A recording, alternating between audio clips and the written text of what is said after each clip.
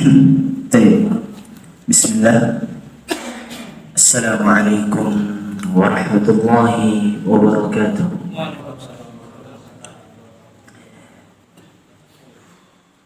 إن الحمد لله حمدا كثيرا طيبا مباركا فيه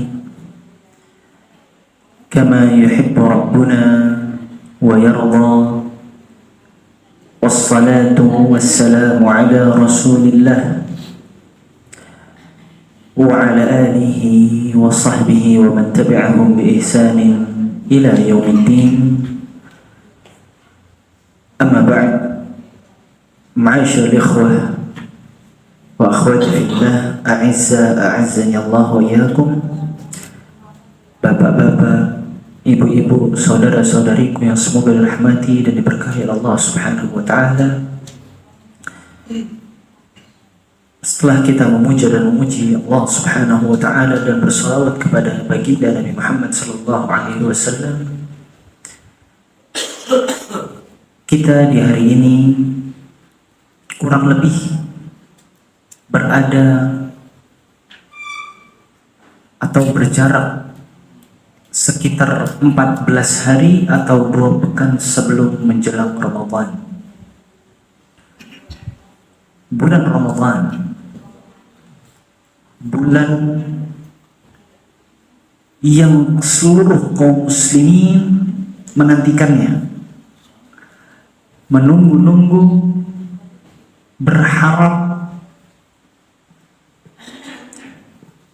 memiliki keinginan yang kuat untuk bisa sampai di bulan Ramadan.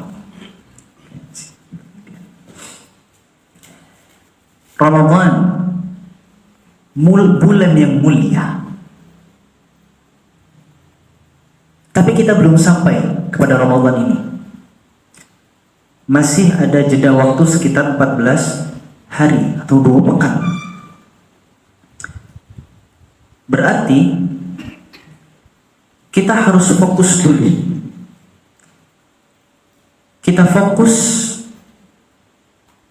dengan sebuah bulan yang saat ini kita berada di dalamnya, yang dikenal dengan bulan Sya'ban, ya, Sya'ban. Sebuah bulan yang datang sebelum bulan Ramadan. Sebuah bulan yang banyak manusia lalai. Manusia lalai dan menganggap remeh bulan Sya'ban. Bahkan ada sebagian manusia yang menjadikan bulan Sya'ban sebagai bulan rehat atau bulan bersenang-senang sebelum datangnya bulan Ramadan. Ada di antara mereka sebagian orang yang menjadikan bulan Sya'ban untuk memuaskan hawa nafsunya terlebih dahulu. Mereka mengatakan bahwa mumpung belum Ramadan, kita puas-puas dulu, kita senang-senang dulu, karena nanti masuk Ramadan semuanya ditahan. Maka ini salah, ayah. Ini sebuah kekeliruan. Allah Subhanahu wa ta'ala mewajibkan puasa bagi kita di bulan Ramadan. Dan bulan Ramadan ini bulan yang sangat amat dahsyat keutamaannya. Dan Allah jadikan bulan Sya'ban sebagai bulan persiapan kita menuju bulan Ramadan. Menuju bulan Ramadan. Lihatlah bagaimana baginda sallallahu alaihi wasallam kalau sudah masuk bulan Sya'ban, maka semakin giat beliau sallallahu alaihi wasallam untuk melaksanakan amal-amal saleh. Lihatlah bagaimana para ulama, ada di antara mereka yang kalau sudah masuk bulan Sya'ban, tokonya, warungnya tutup. Dan baru buka nanti bulan Syawal, 2 bulan tutup. Mereka betul-betul mempersiapkan Ramadan, mempersiapkan bulan yang akan Allah berikan sebagai hadiah bagi hamba-hamba yang beriman, bulan Ramadan. Bulan Ramadan. Ini bulan Ramadan bukan bulan siksaan bagi orang-orang yang beriman, bukan. Bukan sebagai bulan ancaman atau azab, bukan. Ramadan adalah hadiah terindah yang Allah berikan kepada hamba-hamba. Syuf, bagaimana tidak? Bulan Ramadan, amal saleh dilipat gandakan di dalamnya. Bulan Ramadan, di dalamnya ada suatu malam yang Allah Subhanahu wa taala firmankan khairun min alfi syahr. Yang satu malamnya lebih baik daripada 1000 bulan. Yang kalau kita bagi 1000 bulan ini sekitar 83 tahun. Yang tidak semua manusia sampai di umur tersebut.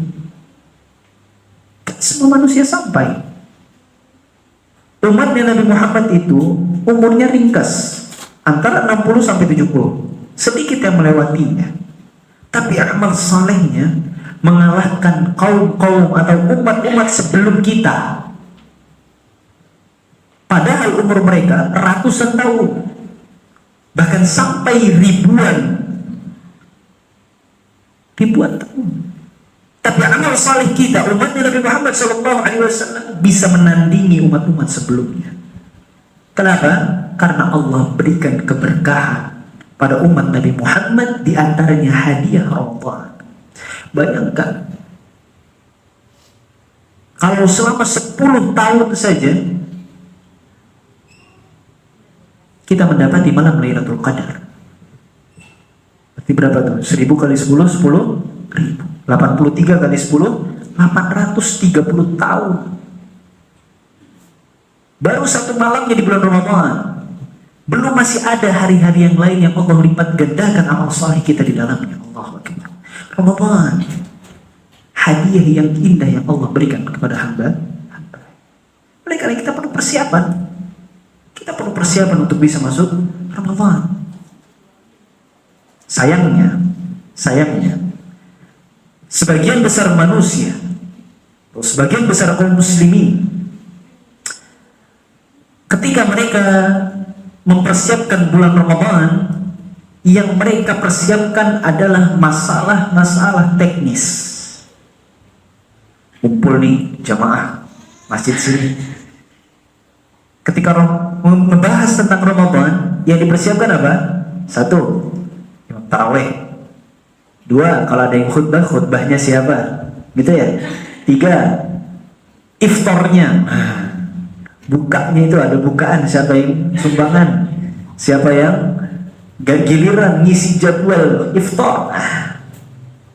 Itu yang dibahas. Yang dibahas adalah masalah-masalah teknis. Di rumah, rapat dengan istri, rapat dengan suami, yang dibahas apa? Anggaran bulan Ramadan. Untuk sahur, untuk buka puasa, untuk makan malamnya. Itu yang dianggarkan.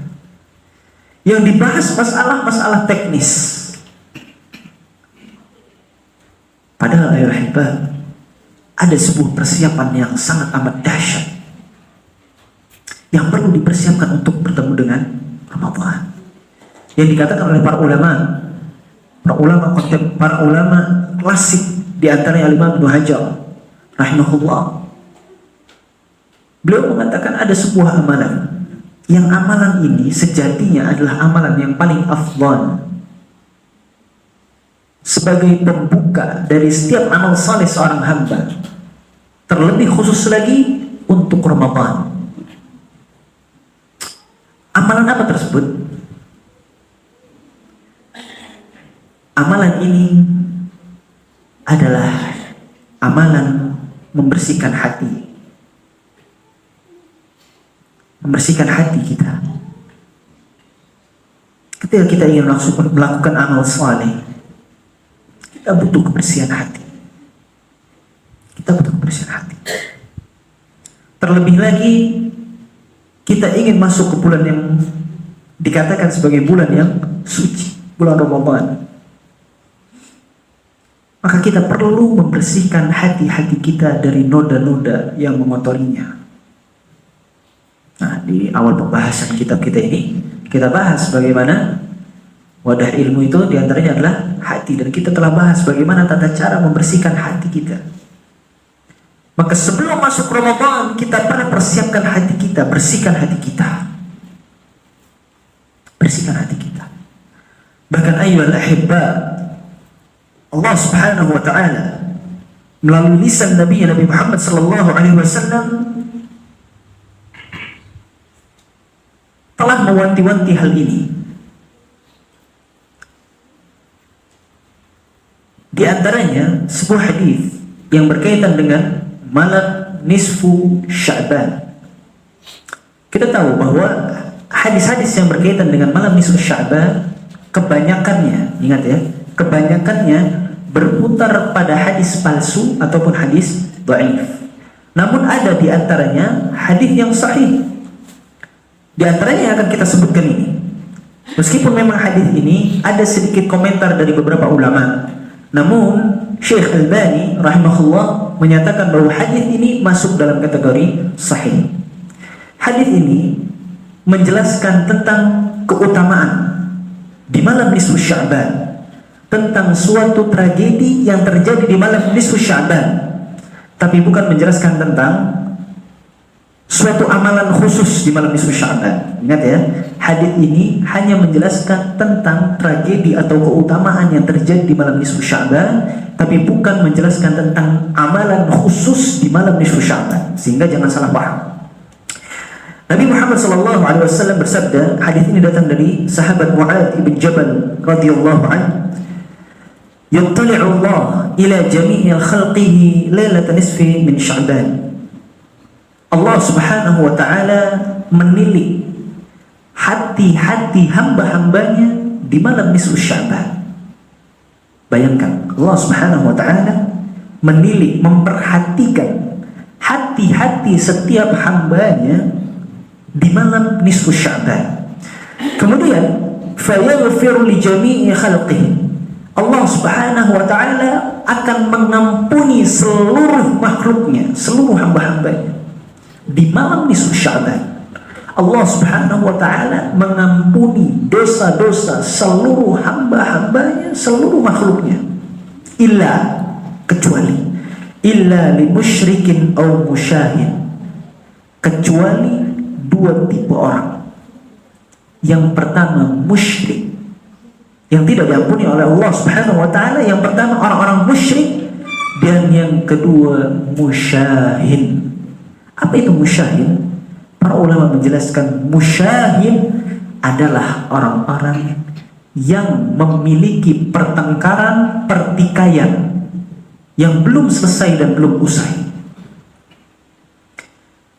Dari hadis ini kita bisa melihat bagaimana Allah Subhanahu wa taala di bulan Sya'ban saja, di bulan persiapan menuju Ramadan, itu sangat memperhatikan setiap hati-hati seorang hamba. Allah lihat, Allah tilik, hatinya fulan, hatinya fulan, hatinya fulan. Allah lihat, Allah pandangi satu-satu hati setiap hamba di malam nisfu Sya'ban. Hati yang dikeker pertama. Kemudian setelah itu Allah ampuni seluruh hamba-hambanya, agar dia masuk Ramadan dalam kondisi hati yang bersih, hati yang suci, ringan dari dosa dan kesalahan, sehingga akan mudah melakukan amal saleh di bulan Ramadan. Kenapa ya ahibba? Kok amalan yang pertama itu masalah hati? Kata para ulama, kenapa bukan baca Quran banyak-banyak, sholat banyak-banyak, zikir banyak-banyak, sedekah banyak-banyak? Karena kalau hati sudah bersih, maka amal saleh tersebut akan terasa ringan dan mudah. Seberat apapun sholatnya, seberat apapun tilawah Qurannya, sebesar apapun sedekahnya, seberat apapun ujian puasanya, akan terasa ringan kalau hati sudah bersih. Lihatlah, Allah ampuni hamba-hambanya setelah Allah pandangi satu-satu hati-hati hambanya di malam nisfu Sya'ban. Lalu apa yang dilakukan lalu kenapa ada pengecualian di situ? Kecuali orang musyrik dan orang yang memiliki pertikaian. Karena orang musyrik pasti, orang-orang yang berbuat syirik, hatinya sangat amat kotor. hatinya penuh dengan kesyirikan kepada Allah Subhanahu wa Ta'ala. Dan kita tahu bahwa kesyirikan adalah dosa yang sangat amat besar, yang paling besar. Kezaliman yang sangat amat besar. Karena dia seorang hamba tersebut berbuat zalim kepada Allah Subhanahu wa Ta'ala secara langsung. Maka syirik adalah kotoran hati yang paling berat dan paling dahsyat. Kemudian musyahid, orang yang memiliki pertikaian. Allah Akbar. Orang yang di dalam hatinya masih ada rasa permusuhan. Orang yang di dalam hatinya masih ada rasa dengki, rasa hasad, rasa benci. Itu semua mengotori hatinya. Itu semua mengotori hati. Maka kita diperintahkan untuk bisa membersihkan hati terlebih dahulu sebelum masuk bulan Ramadan, agar segala macam bentuk ibadah, amal saleh yang akan kita lakukan di bulan Ramadan itu bisa ikhlas karena Allah dan terasa ringan. Terasa ringan. Ini nasihat yang pertama ya Ahibah. Nasihat yang kedua yang perlu dipersiapkan untuk bulan Ramadan adalah ilmu. Ilmu. Ramadan itu bulannya ibadah. Bulannya ibadah, penuh dengan berbagai macam bentuk ibadah dan amal saleh. Maka ketika kita mau masuk Ramadan, kita butuh ilmu. Kita butuh ilmu. Kan kita tahu bahwa syarat diterimanya amal seorang hamba, syarat sesuatu amal itu bisa disebut sebagai amal saleh, ada dua. Yang pertama ikhlas, yang kedua ittiba. Ikut sunnah Nabi Muhammad SAW, ikut tuntunan ajaran Nabi. Maka tadi yang pertama, kita bersihkan hati agar amalan kita terasa ringan, dan tadi bisa ikhlas sama Allah. Urusannya hati, niat. Dan yang kedua ini ngikut Nabi SAW. Dan ngikut Nabi SAW itu butuh ilmu, gak sembarangan, gak serampangan. Pakai ilmu. Gimana caranya bisa berilmu kalau dia nggak belajar? Gimana caranya dia bisa punya ilmu kalau dia nggak mau duduk di majelis? Dia nggak mau membuka Al-Quran, membuka hadis, membuka kitab-kitab para ulama. Oleh karena Ramadan sudah mau dekat, 14 hari lagi. Sudahkah kita mengilmui tentang Ramadan? Sedangkan di hari ini semua manusia pegang handphone. Di sini semuanya ada. Ada artikel, ada video, ada rekaman suara, semuanya ada yang berkaitan dengan ilmu Ramadan. Buka ayat-ayat, pelajari, pahamkan diri kita tentang bulan Ramadan. Karena demi Allah, kalau kita mau jujur-jujuran, kebanyakan dari kaum muslimin di hari ini, mereka beragama itu bukan karena mereka mengilmuinya. Mereka beragama Islam itu sebabnya ikut-ikutan. Sebabnya karena ngikut orang ramai, orang banyak. Sebabnya karena ikut nenek moyang, karena dia terlahir di keluarga muslim, ya sudah agamanya Islam. Karena masyarakat yang pada sholat, ya sudah dia sholat. Meskipun ini tidak 100% salah. Karena bisa jadi dia ikut-ikutan, yang diikuti benar. Bisa jadi. Tapi nggak menutup kemungkinan dia ikut-ikutan, yang diikutin adalah kesesatan, kebatilan, suatu yang salah. Kenapa ini bisa terjadi? Karena sebagian besar kaum muslimin di hari ini beragama Islam hanya ikut-ikutan, bukan mengilmuinya. Dan ini pukulan keras buat kita. Bagaimana kita itu harus belajar. Kita sholat nih, sholat maghrib. Kenapa kita milih sholat maghrib? Kenapa kita menjaga sholat wajib 5 waktu? Ya karena azannya 5 waktu, Ustaz. Kalau azannya 7 waktu, mungkin saya sholat 7 waktu, Ustaz. Tidak seperti itu. Karena kita tahu Allah berfirman bahwa sholat itu kanat 'alal mu'minina kitaban mawquta.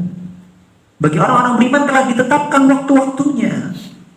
Kita punya ilmunya, kita tahu tata caranya. Begitu pula dengan Ramadan. Ramadan kita jangan cuma hanya sekedar ngerame-ramein aja, jadi tim hore saja. Kan enggak, kita masuk Ramadan untuk bisa mendapatkan mendulang amal saleh yang begitu banyak. Oleh karenanya berilmu seorang hamba ketika mau masuk Ramadan harus cari tahu hal-hal yang berkaitan dengan Ramadan. Amalan apa saja yang kebanyakan dari kaum muslimin di hari ini dilakukan tapi salah, kita cari tahu. Amalan apa saja yang seharusnya disunnahkan untuk dijalankan di bulan Ramadan dan diperbanyak di bulan Ramadan, cari tahu. Apa saja yang sekiranya kita bisa hidupkan malam kita di malam bulan Ramadan, kita harus belajar, cari tahu. Dan ingat, cari sumber yang valid. Lihat sumbernya dari mana. Al-Quran dan Sunnah kah? Kemudian atas pemahaman siapakah? Orang-orang terdahulu yang saleh, para sahabat kah? Atau hanya sebatas pemahaman para kiai atau ustadz tertentu? Ini juga perlu telusuri jalurnya. Tapi intinya kita belajar, berusaha cari tahu dulu hal-hal yang berkaitan dengan Ramadan. Maka yang ketiga, nasihat yang disampaikan oleh para ulama yang bisa Anda sampaikan pada malam hari ini berkaitan dengan Ramadan, persiapan bulan Ramadan. Kita perlu pemanasan untuk memasuki bulan Ramadan. Kita perlu warming up. Kita perlu stretching. Kita perlu tisi untuk masuk bulan Ramadan. Allah Subhanahu wa ta'ala menyebut di dalam Al-Quran, di dalam beberapa ayat di dalam Al-Quran, bahwa amal saleh ini adalah sebuah perlombaan. Secara individual amal saleh itu perlombaan, sebagaimana di antara yang difirmankan oleh Allah Subhanahu wa ta'ala dalam surat Al-Baqarah, fastabiqul khairat, berlomba-lombalah dalam kebaikan. Nah, Ramadan ini itu semuanya full dengan kebaikan dan amal saleh. Berbagai macam bentuk ibadah ada di bulan Ramadan. Sehingga wajar kalau sebagian orang menyebut Ramadan sebagai olimpiadenya orang-orang bertakwa. Wajar kalau sebagian orang menyebut Ramadan sebagai olimpiadenya orang-orang bertakwa. Kenapa? Karena di bulan Ramadan banyak cabang-cabang amal saleh yang bisa dikejar dan diperlombakan oleh orang-orang yang bertakwa. Nah, yang jadi masalah, pernah dengar nggak ada atlet yang ikut olimpiade kelas dunia yang dia nggak pakai persiapan, nggak pakai pemanasan, ikut langsung lomba tiba-tiba, kemudian menang, meraih medali emas? Tidak pernah. Dia mau lomba nih 2 pekan lagi, mau masuk olimpiade 2 pekan lagi. Tapi dari sekarang kerjaannya makan tidur, makan tidur, makan tidur. Nanti 2 pekan setelah ini, ketika olimpiade lombanya mau mulai, dia masuk dalam start line, garis start, kemudian dia ikut lomba, kemudian dia berhasil dan meraih medali emas. Allah, mustahil, gak akan bisa, tidak akan bisa, gak akan mungkin terjadi. Butuh persiapan, butuh pemanasan, butuh latihan. Ibarat lari maraton, 1 kilo pertama mungkin masih aman, tapi masuk yang 1 kilo kedua mulai pingsan ya. Ketika tidak ada pemanasan dan tidak ada persiapan. Ramadan ini sangat dahsyat ya. Tadi kita sebut sebagai olimpiade. Olimpiadenya orang-orang yang bertakwa. Kita di hari ini, Allah, tahu bahwa yang namanya Olimpiade itu biasanya diikuti oleh atlet-atlet papan atas yang memang mereka memang mereka terbiasa dengan olahraga tersebut. Kalau ada di antara kita yang hobi dengan olahraga, misalnya olahraga bola, tenis, badminton dan segala macamnya, ujuk-ujuk kita datang. Kita bukan yang istilahnya orang yang expert di bidang olahraga tersebut, tapi kita datang ke dalam suatu organisasi Olimpiade, kemudian kita daftar untuk ikut Olimpiade.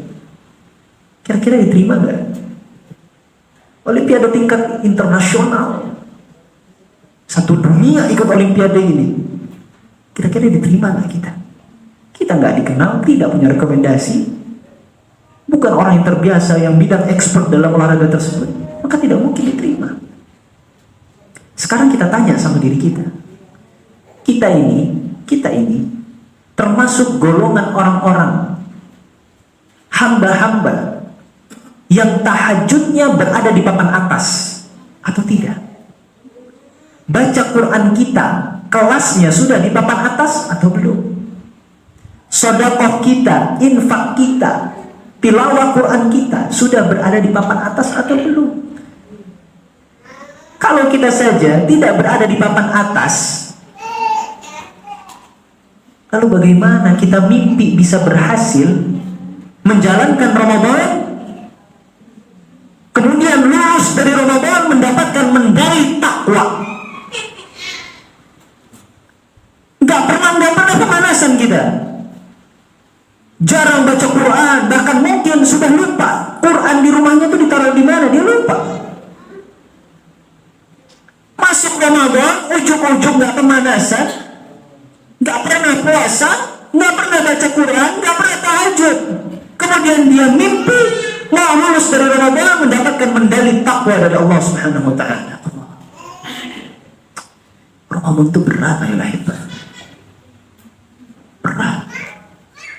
Karena kita dituntut untuk dalam kondisi prima itu bukan hanya sehari dua hari. Amal saleh yang begitu banyak yang kita perlu laksanakan itu bukan cuma sehari dua hari, tapi 29 sampai 30 hari. 29 sampai 30 hari. Dan kita dituntut untuk menaikkan grafik itu terus menerus dari hari ke hari. Dari hari pertama sampai hari ke-29 dan 30, grafik kita dituntut untuk naik dan naik. Bukan semakin akhir Ramadan semakin nyungsep grafik amal saleh kita. Bukan. Kita dituntut untuk terus menaikkan tahapan-tahapan tersebut. Kita diminta semakin menuju akhir, sebagaimana seekor kuda pacuan semakin dipecut dan semakin melesat.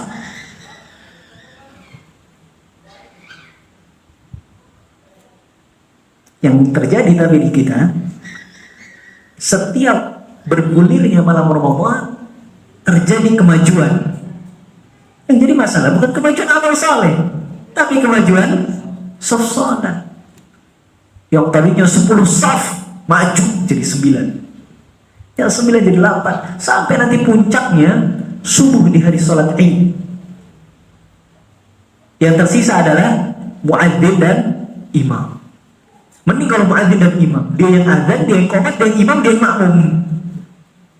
Yang lain sudah sibuk mudik, sibuk fitting baju lebaran, sibuk nata kue di rumah. Ya Allah, ini jungkir balik grafiknya.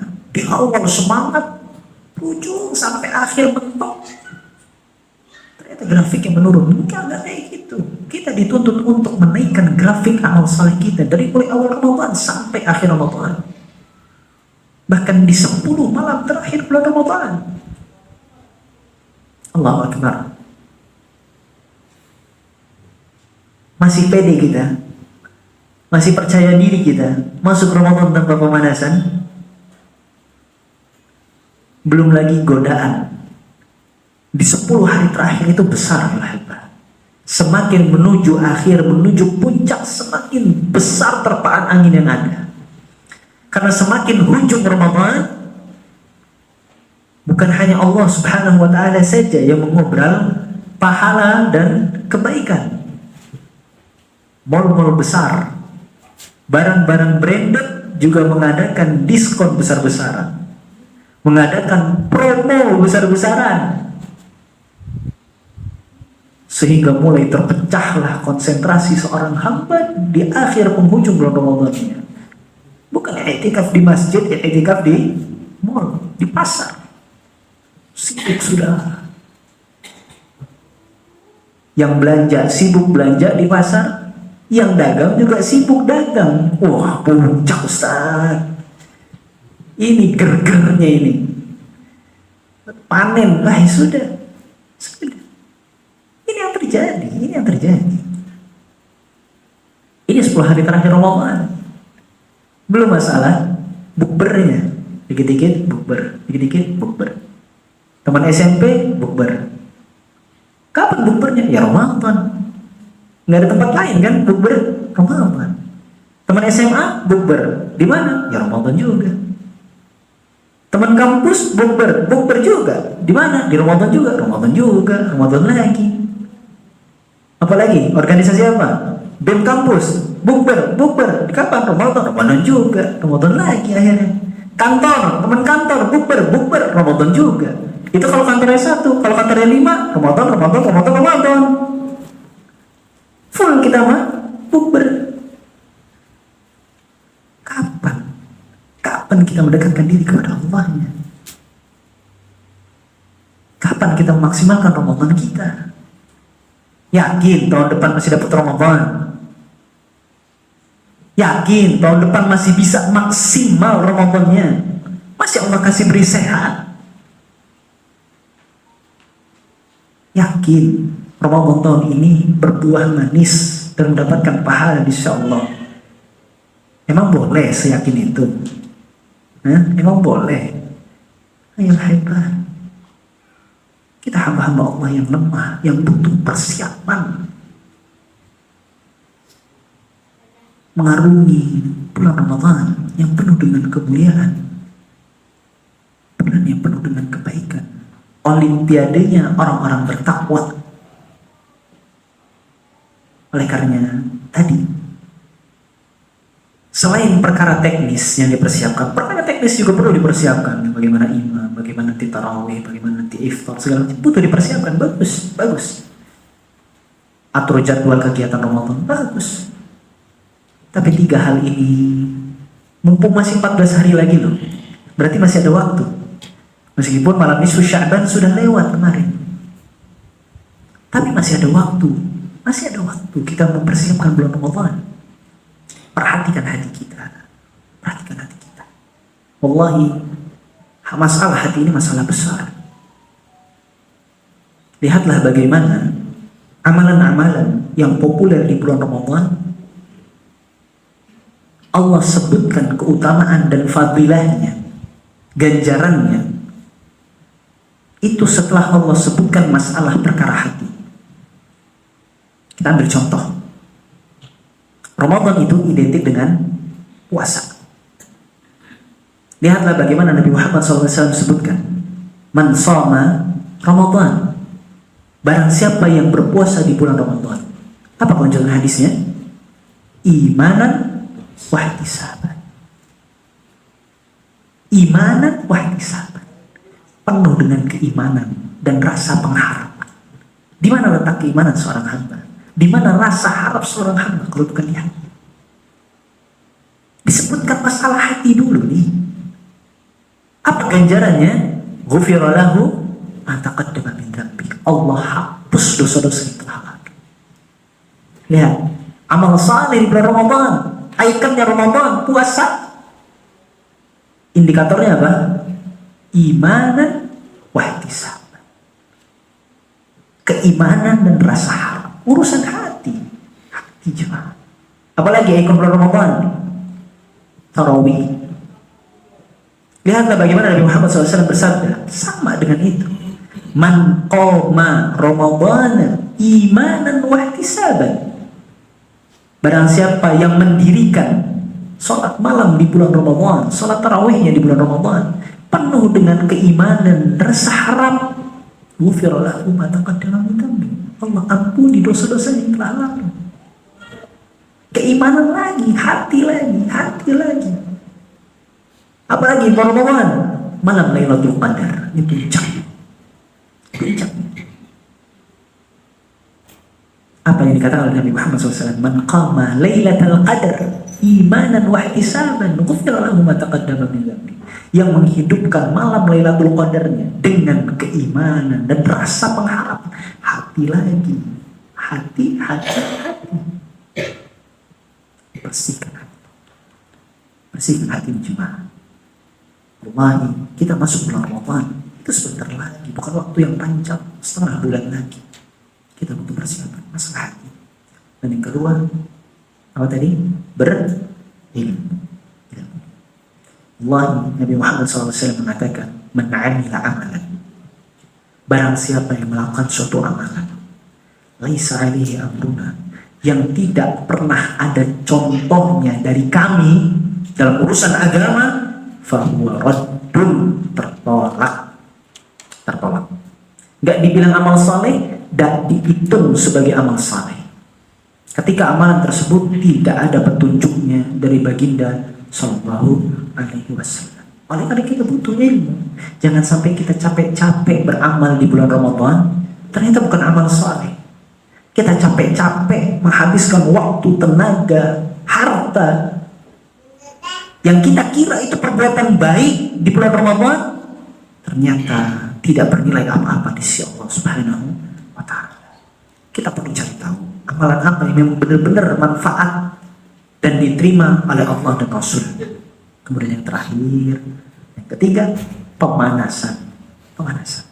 Kita bukan orang-orang yang ekspor, orang-orang yang papan atas dalam tahajud kita, dalam baca Quran kita, dalam puasa kita, dalam infak kita, dalam sedekah kita. Itu saja yang sudah expert saja tetap butuh pemanasan, butuh pembiasaan. Bagaimana baginda Sallallahu Alaihi Wasallam semakin meningkatkan amal salehnya ketika masuk bulan Sya'ban. Lihatlah bagaimana orang-orang saleh terdahulu kalau sudah masuk bulan Sya'ban mereka prepare, persiapan.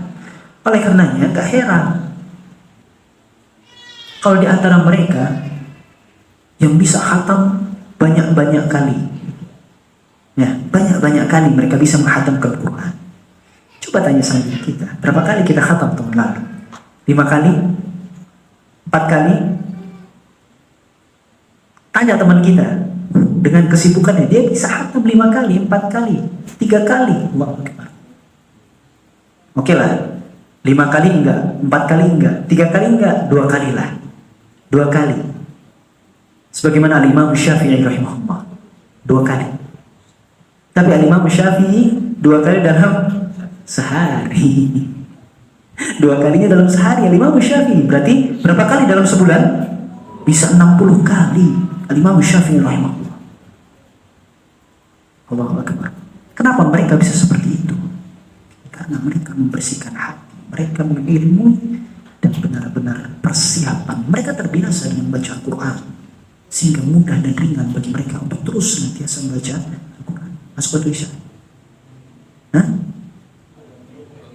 2 menit. 3 menit. Barakallahu fikum. Kita perlu persiapan yang hebat sekali lagi. Pemanasan untuk bisa terbiasa di dalam beramal saleh sehingga kita nanti di bulan Ramadan lebih ringan dan lebih terbiasa, lebih mudah di dalam menjalankan Ramadan. Baik, kita tutup majelis kita. Ya, nggak jadi bahas kitab lagi kita. Nggak apa ya. Alhamdulillah, persiapan Ramadan biar lebih manfaat Ramadannya. Kita berdoa kepada Allah Subhanahu wa Ta'ala, semoga Allah sampaikan kita di bulan Ramadan. Masih ada waktu 14 hari dan kita nggak tahu kita akan sampai atau tidak. Semoga Allah sampaikan kita kepada bulan Ramadan dan Allah jadikan amal saleh kita di bulan Ramadan diterima di sisinya. Allahumma Allah. Harapan kita semua keluar dari Ramadan mendapatkan medali takwa. Jangan sampai sebagaimana yang disabdakan oleh Nabi Muhammad SAW, ada orang-orang yang mereka masuk bulan Ramadan tapi keluar bulan Ramadan tidak ada satupun dosa yang diampuni. Kita berlindung sama Allah dari orang-orang yang seperti ini. Na'udzubillah. Baik, ayolah hibah. Semoga yang sedikit ini dapat bermanfaat dan dapat kita wujudkan, kita realisasikan dalam kehidupan seharian kita. Apa yang benar datangnya dari Allah Subhanahu wa taala, yang salah maka kepada Allah Subhanahu wa taala ana mohon ampun, dan kepada Bapak, Ibu, saudara-saudariku sekalian ana mohon maaf. Kalau memang ada yang salah, ada yang kurang berkenan, ada yang kurang pas dan dirasa kurang benar, maka bisa disampaikan untuk bisa kita koreksi lebih lanjut. Barakallahu fikum wa sallallahu wasallam ala nabiyyina Muhammad. Wassalamualaikum warahmatullahi wabarakatuh.